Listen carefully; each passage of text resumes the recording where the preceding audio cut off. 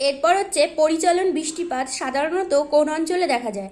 এর অ্যান্সার হবে নিরক্ষীয় অঞ্চলে। এরপর হচ্ছে পাল বংশের প্রতিষ্ঠাতার নাম কি ছিল? অ্যান্সার হলো গোপাল।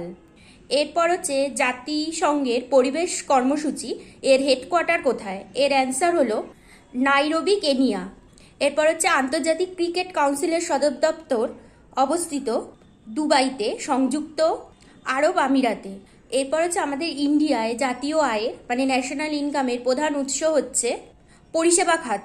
তার মধ্যে ব্যাংকিং, শিক্ষা, স্বাস্থ্য, তথ্য প্রযুক্তি সব কিছু ইনক্লুডেড।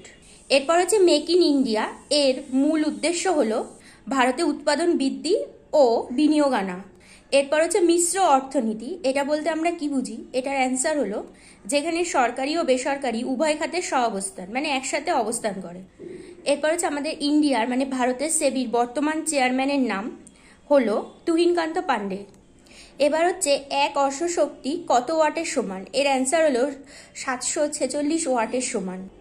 এই ছিল রেলওয়ে বিগত বছর অর্থাৎ প্রিভিয়াস ইয়ারের কোশ্চেন নিয়ে সংক্ষিপ্ত আলোচনা। ভিডিওটা যদি তোমাদের ভালো লেগে থাকে অবশ্যই লাইক, শেয়ার অ্যান্ড সাবস্ক্রাইব করতে ভুলো না।